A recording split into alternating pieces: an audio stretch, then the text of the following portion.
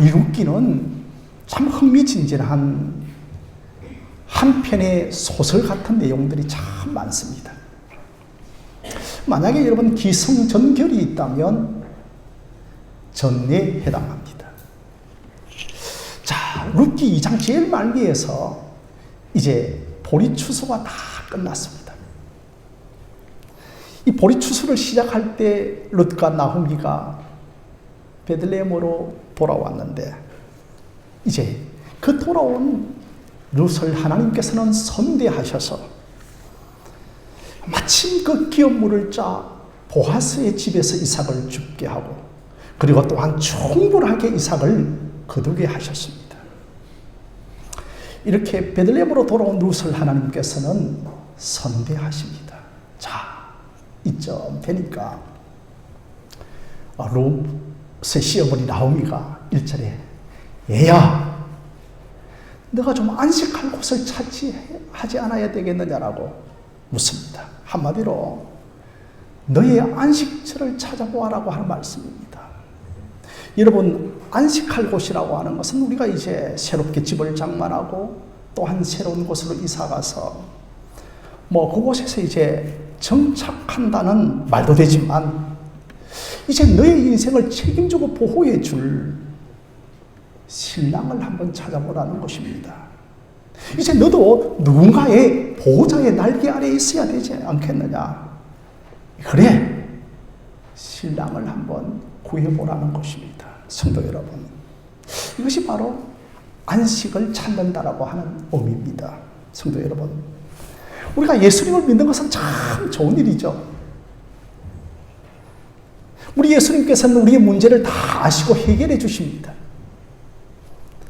또한 우리의 필요를 채워주시고 또한 우리를 위로해 주시고 우리가 병들었을 때에 치료해 주시는 분이십니다.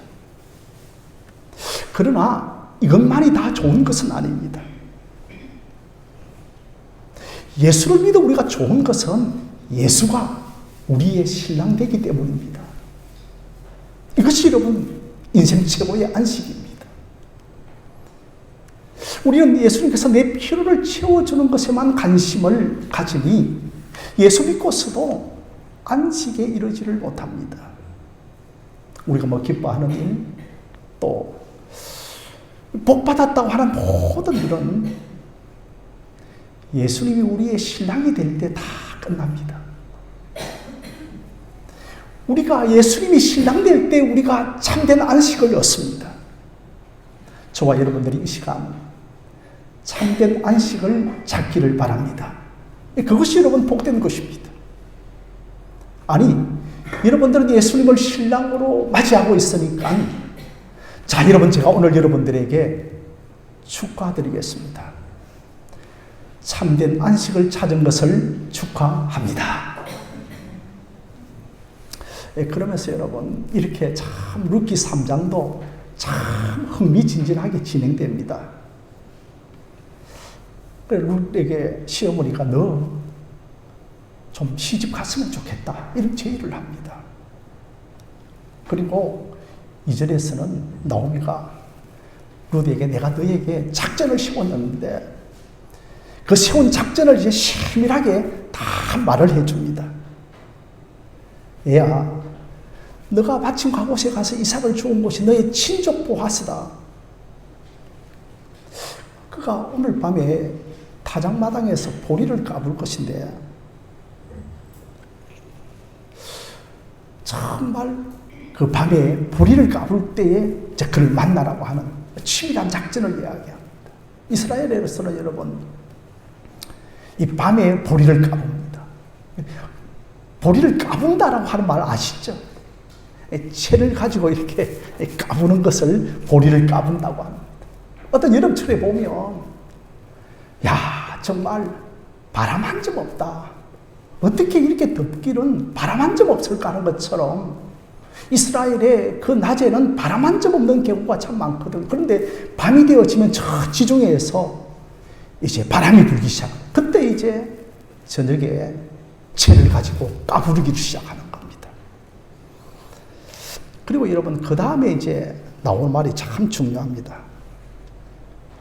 며느리에게 이런 말을 합니다. 너가 목욕을 하고 기름함을 바르고 그리고 정장을 다 갖추어 입어가지고 타작마당에 내려가서 보아스가 밤늦게 그 타작마당에서 잠을 잘 때까지 딱 숨어 있다가 보아스가 잠자리에 들면 보아스의 그 이불 저 끝 발찌에 이불을 들고 누우라고 이런 말을 알려주고 있습니다. 여러분 참 우리가 이런 내용을 들으면 아니 좀 너무나 좀 통속적이다. 너무너무 엄난한 내용을 알려주는 것 같습니다. 예전에 여러분 다말이 시아버지 유다를 속일 때에 그때는 정장이고 뭐고 장녀의 복장을 딱 하고요. 그때 시아버지를 유혹하는 것과는 전혀 다릅니다. 그러니까 이삭을 청주줄 때의 복장과는 전혀 다르게 이제는 너가 정장을 입고 보아스를 맞이하라는 겁니다. 여러분 이 내용을 나쁘게 해석해서는 안 됩니다. 이것은 룻이 자기 자신을 정식으로 보아스에게 소개를 하는 것입니다. 지금 룻이 아무런 남자가 좋다고 아무 남자에게나 가는 것이 아니고 오직 자신의 기업을 물을 자 보아스에게 가서 당신이 나를 선택하여 주십시오라고 그것을 지금 요구하고 있는 것입니다. 여러분 아무튼 이스라엘에는 추수하는 날이요 큰 명절입니다.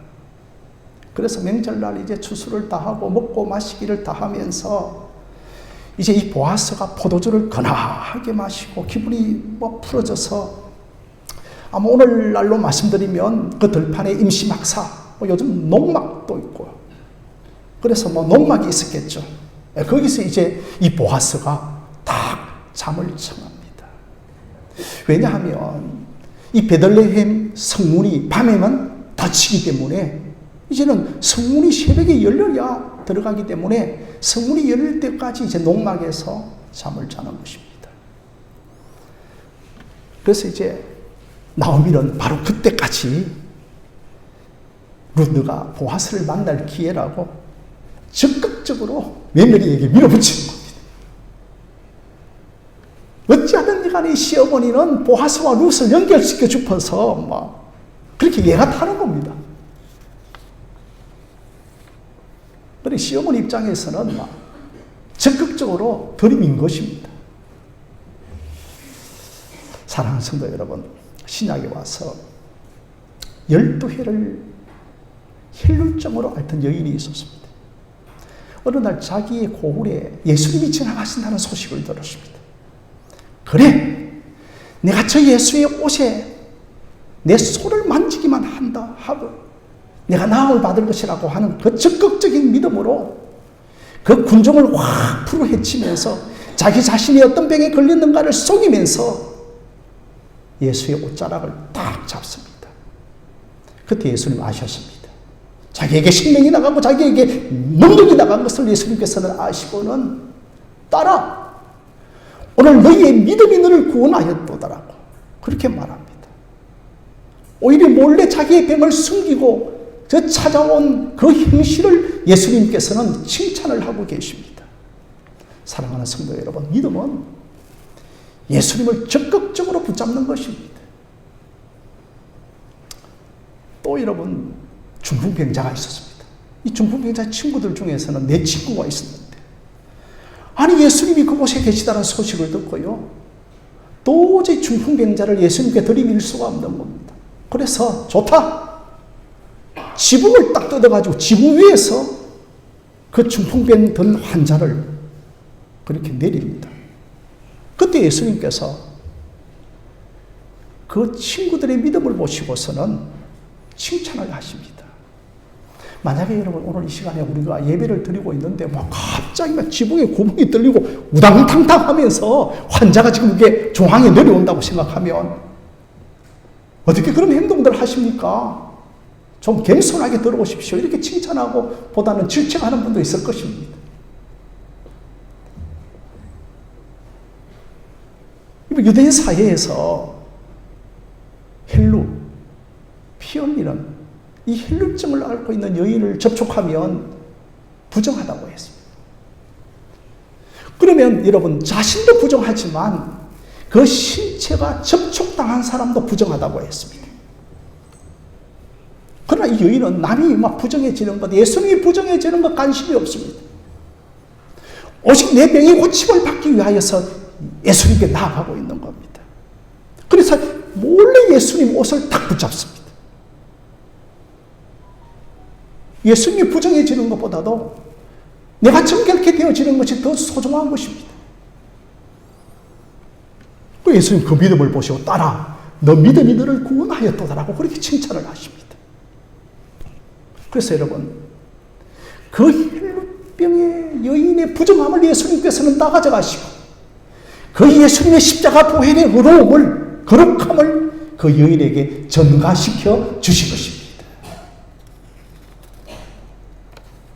십자가에서 우리 예수님, 우리의 죄를 다 가져가시고 정말 12의 혈루증 같은 우리 여인, 우리의 부정함을 다 가져가시고 그 예수님의 의로움을 우리에게 다 전가시켜 주셨습니다. 그래서 내가 고침받아야 한다. 오직 저분을 만나야만 내가 고침을 받아야 한다고 하는 이런 적극적인 믿음을 예수님께서는 칭찬을 하셨습니다. 이 타작마당은 이 남자들이 가는 곳이 아닙니다. 여자들이 가는 곳이 아닙니다. 남자들이 가는 곳입니다. 그런데 여자가 예쁘게 화장을 해서 정장을 해가지고 왔습니다. 지금 여러분 생각하면 매우 수상한 상황입니다. 나오미 시어머니가 며느리를 그곳에 밀어놓은 겁니다. 여러분 어떻게 보면 세상적으로 통속적으로 보면 칭찬받을 일이 아닙니다. 그런데 이 무모한 계획 속에서 시어머니 나오미가 아는 것이 딱 한 가지가 있습니다. 4절입니다. 그의 발찌부를 들고 거기 누우라. 그리하면 그가 너가 해야 할 일을 알려줄 것이라고 말씀을 하고 있습니다. 너가 지금 보아스의 발치물 안으로 들어가게 되면 그가 내게 해야 할 일을 알려줄 것이라고 하는 것을 알고 있었습니다. 너가 그에게 들어가게 되어지면 그 보아스는 너의 인생에 최선을 다할 것을 분명히 알고 있었습니다. 나오미는 보아스를 믿었습니다. 며느리가 이삭을 주우러 갔는데 보아스가 그렇게 친절하게 후대해 주는 것을 보면서 나오미가 보아스를 믿은 것입니다. 성도 여러분, 참 보아스가 어떤 사람입니까? 전체로 보아스는 어떤 사람입니까? 유력한 자입니다.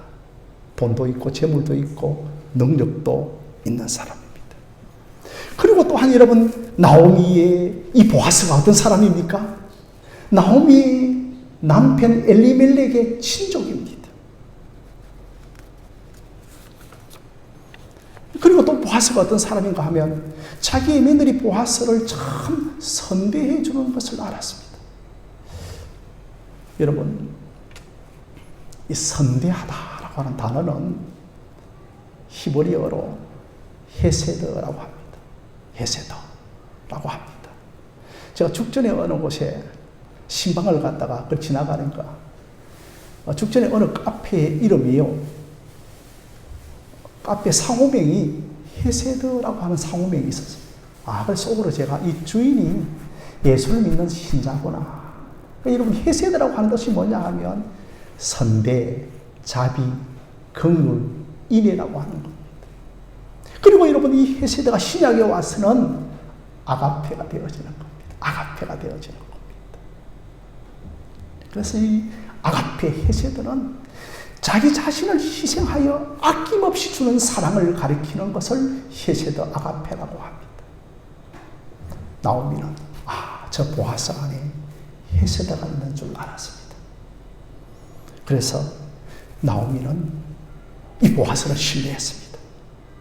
그래서 보아스에 대한 믿음과 신뢰가 있으니 위험을 감수하고서라도 룻을 보아스에게 적극적으로 들이미는 겁니다.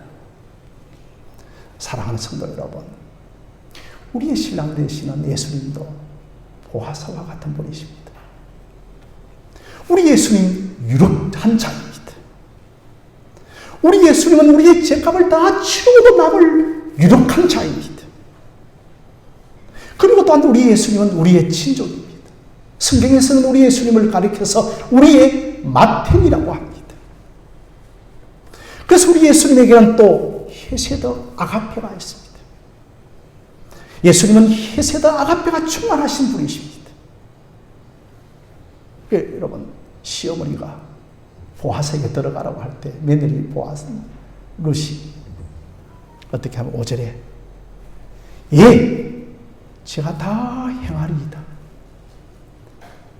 예, 어머니가 알려준 작전대로 내가 다 순종하겠다라고 그렇게 말을 합니다.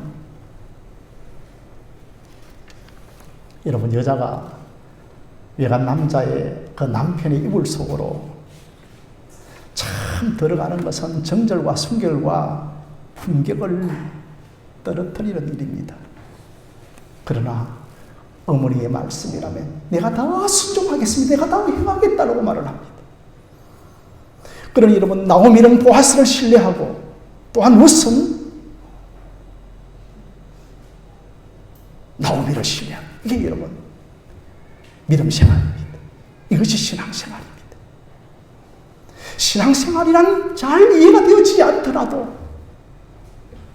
하나님의 말씀이라면 내가 행하겠습니다. 하나님의 말씀이라면 내가 순종하겠습니다라고 하는 것이 믿음의 태도인 줄 기억하시기를 바랍니다.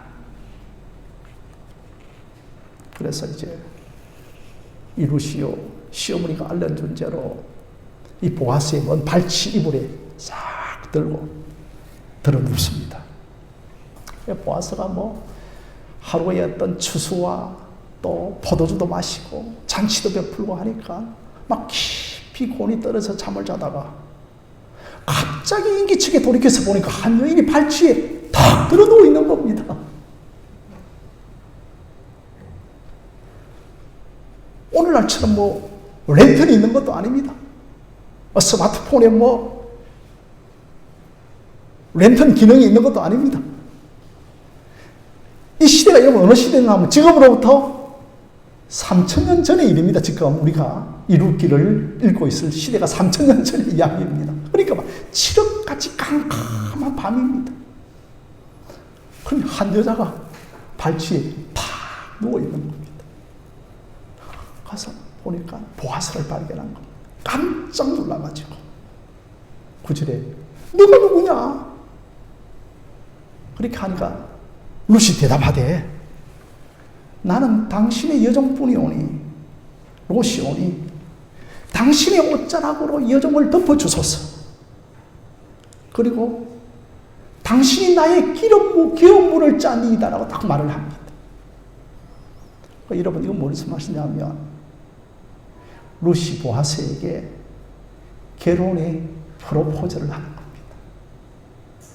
여러분들의 자녀들이 크고 장성해서 이 룻기 3장 9절의 말씀을 가지고 결혼의 프로포즈를 하게 해 주시옵소서라고 기도하는 여러분들이 되어주시기를 바랍니다.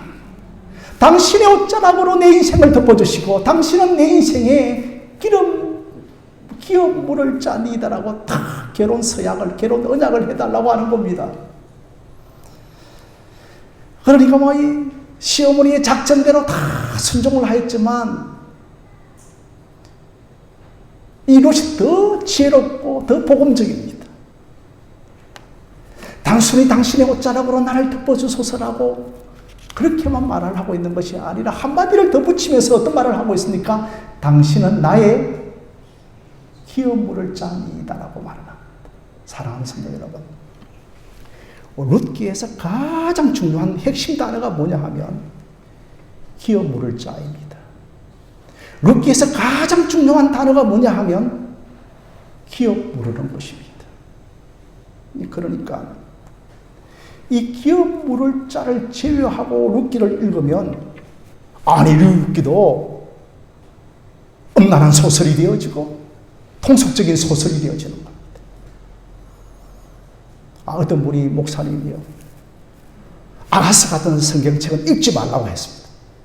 왜냐하면 너무나 아가스가요, 남녀 간의 육체적인 사랑을 확 노래하고 있기 때문에 그 아가스는 너무 통속적이라서 읽지 말라고 했습니다. 그렇지 않습니다, 여러분. 아가스는 남녀 간의 육체적인 사랑을 노래하고 있는 것이 아니라 우리의 신랑 대신 예수와 신부 대신 우리의 사랑을 노래하고 있는 책이 바로 아가서인 것입니다. 그래서 여러분, 룻이 당신은 나의 기업물을 짜냅니다. 나와 결혼해 주십시오. 여러분, 이 말은 우리가 예수님에게 천만 번 불러도 실적이 나지 않는 사랑의 고백인 줄로 믿으시기를 바랍니다. 우리의 영원한 기업물을 짜는 예수 그리스도이십니다. 예수님은 우리의 영원한 신랑입니다. 여러분, 예수님 저 신부 삼아 주십시오. 이게 무슨 통속적이고 엄난한 말입니까?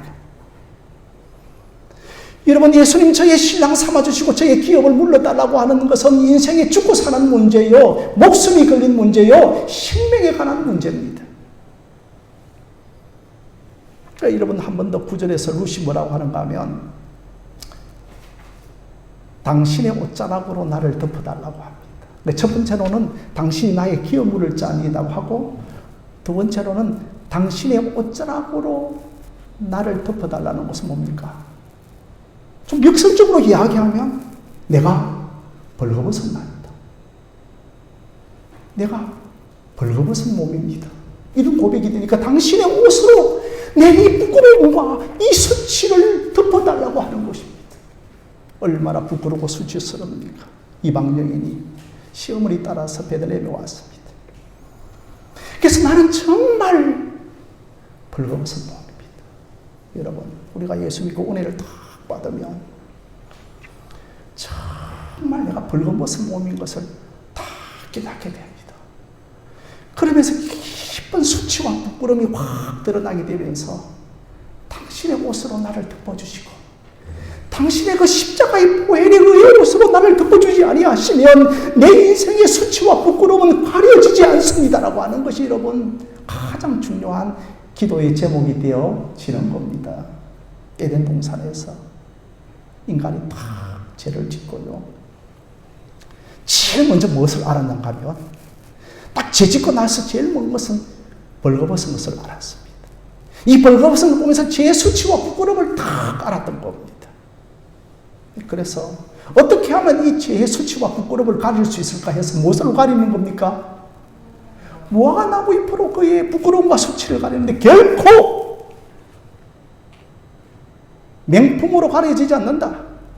결코 학벌로 가려지지 않는다.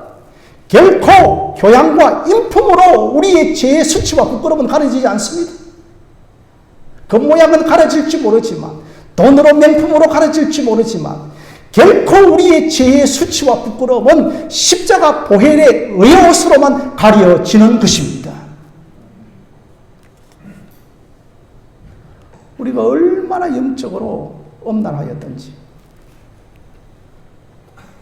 호세아의 아내 고멜과 같은 여인이었습니다. 그래서 엄난하여 나중에는 노예시장까지 팔려갔습니다. 죄의 노예시장으로 팔려간 자가 우리들이었습니다.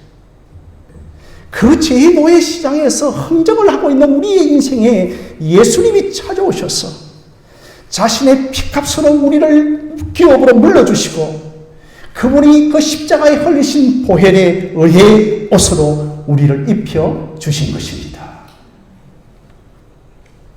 그래서 여러분, 룻기에서 기업물어다, 룻기에서 기업물을 짜, 이 단어가 생명과 같은 단어입니다. 그래서 룻기를 딱 읽을 때 가장 핵심적인 단어를 알아야 되는데 기업을 물어주신다, 기업물을 짜라고 하는 단어를 딱 붙잡고 읽으면 이 룻기가 구속사적인 관점으로 읽어지고 복음 중심적인 관점으로 읽어지는 것입니다. 그래서 여러분,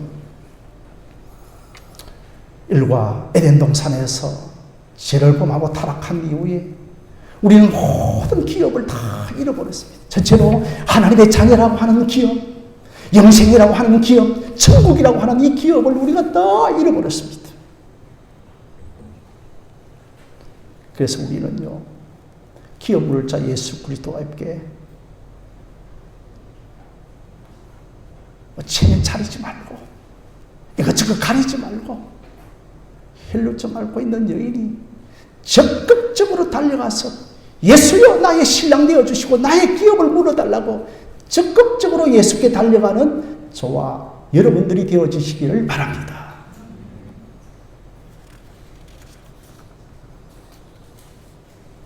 그러자 이제 보아스가 11절에 나라 두려워하지 말라. 너의 말대로 내가 다 행하겠다. 너는 현숙한 여인이다. 너가 현숙한 여인인 것을 저 베들레헴 성읍의 백성들이 다 안다라고 그렇게 말을 하고 있습니다.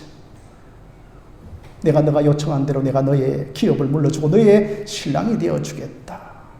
그러니까 여러분 룻이 얼마나 이 말을 듣고 싶어 했던 말입니까? 그 당시에 여러분 하나님께서는 아예 규례로 이 기업 물을 자의 규칙을 딱 정해놓았는데 여러분 나오미 집안의 기업 물을 자가 출초상으로 말미암아 다 죽어버렸습니다. 첫째로 남편 엘리멜렉이 죽었습니다. 그리고 롯의 남편이 누군가요? 말론입니다. 말론도 죽었습니다. 시동생 이름이 뭡니까? 기론입니다. 시동생에게 행수가 남편을 취하여서 대를 이어가는 그런 어떤 계대 결혼을 해야 되는데 시동생마저도 죽어서 기업을 이을 자가 아무도 없는 것입니다. 그 집안에는.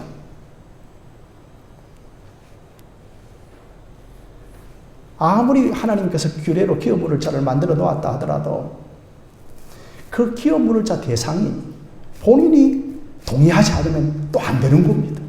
그런데 보아스가 내가 너의 기업을 물려주겠다고 합니다.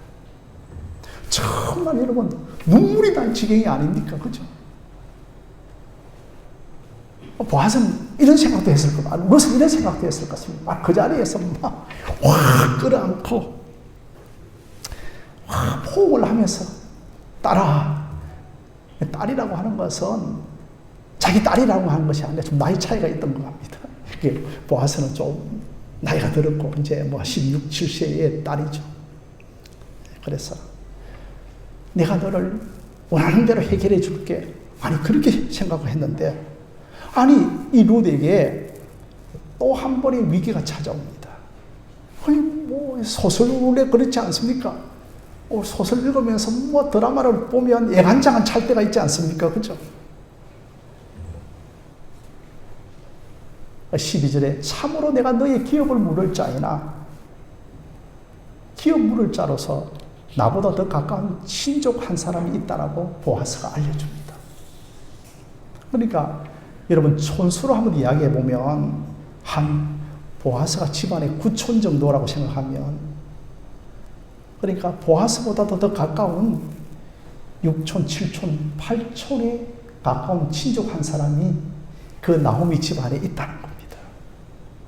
그래서 그가 만약에 너의 기업을 물어줄 것인지를 한번 알아보자라고 말을 합니다.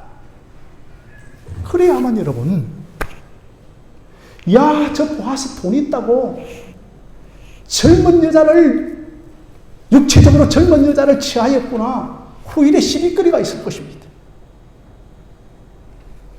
그래서 이제 사장에 딱 가가지고 가장 가까운 친족인 그 사람에게 이런 일이 있는데 당신이 룻과 나오미 집안의 기업을 물으겠습니까? 하니까요. 이 사람이 정말 이런 지하에 거절을 합니다. 그 이유는 딱 한 가지입니다. 내가 손해볼까봐.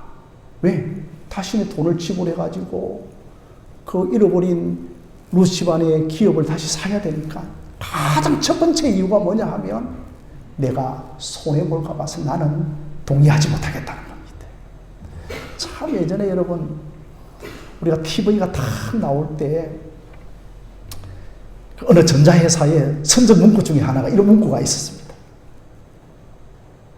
순간의 선택이 10년을 좌우한다는 문구가 있었어요.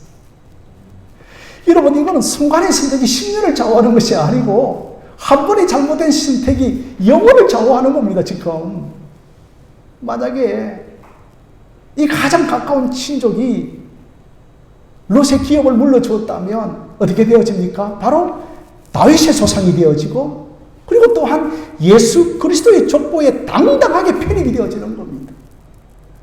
그런데 어떻게 해요? 내가 손해볼까 봐. 그래서 이 사람의 이름을 성경에서는 기록을 하고 있지 않고 그 사람, 그 남자로 희로 끝나는 겁니다. 여러분의 인생이 저 천국의 생명록에 기록되어질 때에 희로 끝나는 것이 아니라 당당히 생명책의 이름으로 구속사의 이름으로 기록되어지는 저와 여러분들이 되어지시기를 바랍니다.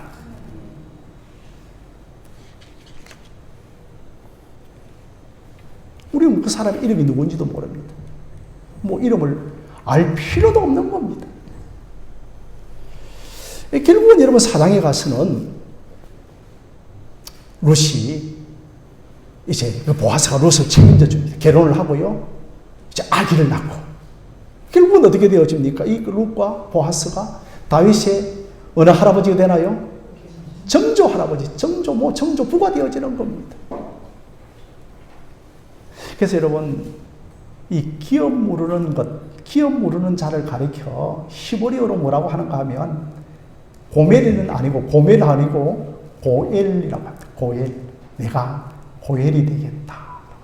예수님께서 우리 인생에 찾아오셨습니다. 내가 너 인생의 고엘이 되어주겠다. 내가 너 인생의 고엘이 되어주겠다. 얼마나 고맙고 감사한 일이겠습니까? 내가 저분이 내 인생의 고엘인 줄 알고 저분이 내 인생의 기업 물을 자인 줄 알고 그렇게 열심히 달려갔는데 예수님이 내가 너 인생의 고엘 안 하겠다고 하면 우리 인생 어떻게 되겠습니까?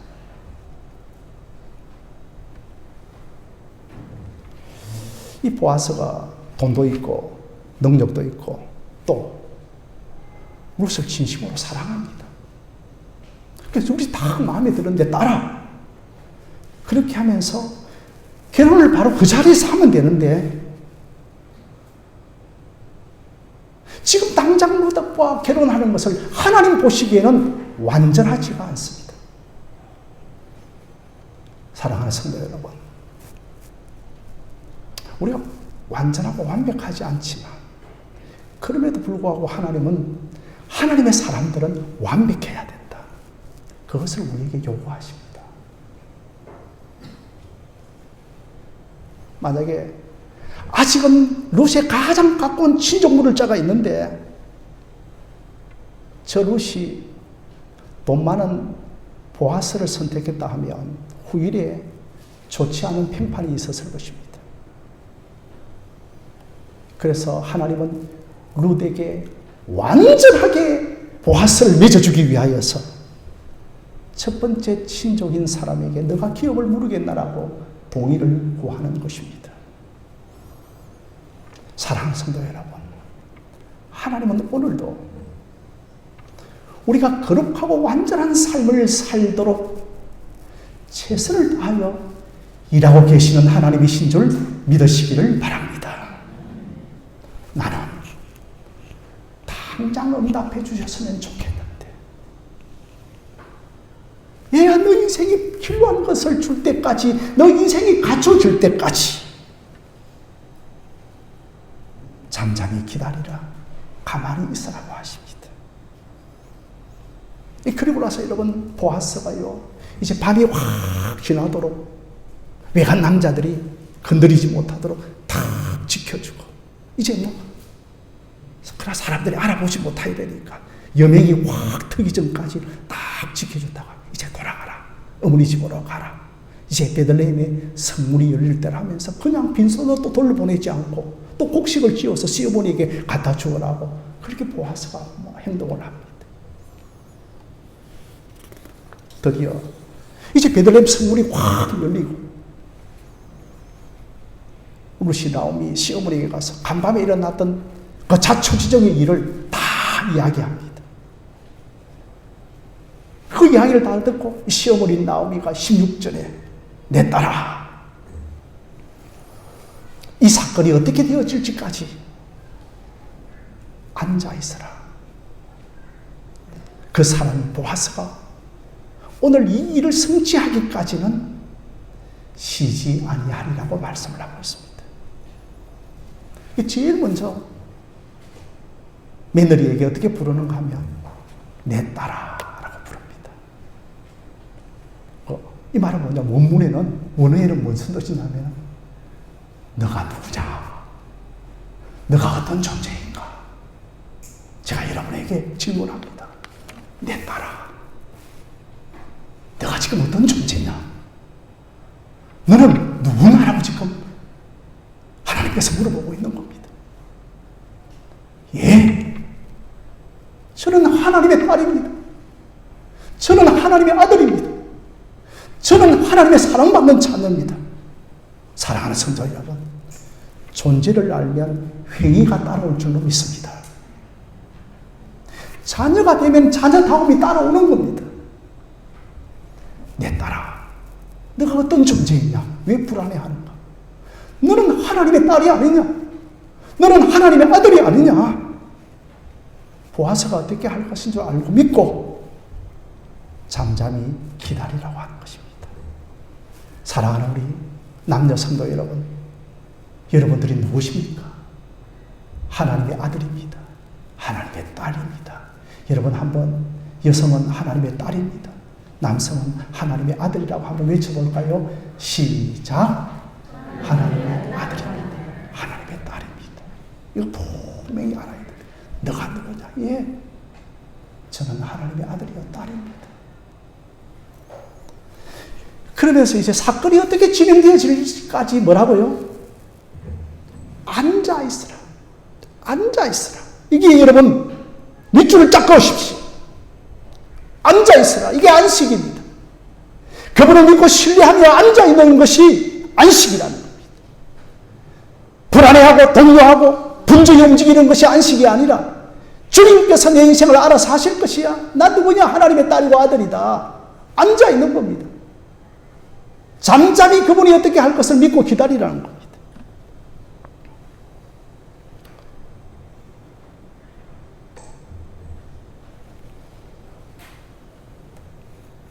그래서 참 룻이 안식을 찾기 위해서요, 시어미가 가르쳐준 대로 다 분주히 쉬지 않고 일을 했습니다. 그 하찮은 이삭을 죽는 데 가서 하루 종일 이삭을 주었습니다. 쉴 시간이 없었습니다. 그리고 또 시어머니가 작전한 대로 뭐 그렇게 정장을 갈아차려 입고 여성의 품행과 정절도 있는데 먼 발치에 이불 안으로 들어가서 쉬지 않고 또 일을 하고 있습니다. 쉬지 못했습니다. 우리가 안식을 찾기까지는, 예수의 신랑을 맡기까지는 내 인생에 쉼과 안식이 없었습니다. 그렇게 움직이고 일을 하고 노력을 하도 밤이 되어지고 새벽이 되어지면 내 인생에 찾아오는 것은 허무요 허탈이요. 내 인생이 무의미함이 찾아왔고 술로 밤을 새우고 도박으로 밤을 새우고 여성으로 밤을 새우는 것이 안식처를 찾지 못해서 그런 겁니다. 뭐라고 말씀합니까? 이제 앉아있어라. 얘들아, 하늘샘 성도들이여, 이제 쉴 때가 되었다는 것입니다. 그 사람 보아스가 이 일을 성취하기까지는 누가요? 너는 쉬지만, 너는 앉아있지만 누가 쉬지 아니한다고요? 보아스가 쉬지 아니하시고 하나님의 열심히 쉬지 않고 우리의 인생을 위하여 일하고 계시는 분이십니다. 우리는 하나님의 자녀가 되었기 때문에 언제나 앉아있을 수 있습니다. 이게 안식입니다. 예수님은 우리의 구원을 이루기까지 앉아있지 않을 것입니다. 이것이 여러분 진정한 안식입니다. 그래서 여러분 그 예수님을 믿는 것이 안식입니다. 그래서 보아스가 이제 어떻게 일하고 있는 것을 룻은 믿음으로 지켜보고 있으면 됩니다. 그게 안식입니다. 사랑하는 성도 여러분, 하나님께서 반드시 여러분의 인생을 위하여 일하고 계실 줄로 믿습니다. 그러나 우리 인생이 거룩하여지기를 원합니다. 그러나 우리의 인생이 모든 것에 있어서 완전히 바로잡혀지기를 원하는 겁니다. 우리는 마음이 급하고 빨리 해결되었으면 좋겠다고 하지만 하나님이 보실 때 우리가 온전해야 할 부분과 바로잡아야 할 부분이 있어서 애야 너 좀 앉아있어라 기다리라고 하는 것입니다. 내가 너를 위하여 쉬지 않고 일할게. 오늘도 우리를 위하여 쉬지 않고 일하시는 하나님을 꼭 기억하면서 그분을 끝까지 신뢰하고 그리고 또한 말씀대로 가라 하면 가고 서라 하면 서고 앉아있으라 하면 앉아있고 그렇게 행하면서 진정으로 우리의 신랑 되신 예수 그리스도 안에서 안식을 누리는 저와 여러분들이 되어지시기를 주님의 이름으로 간절히 축원드립니다.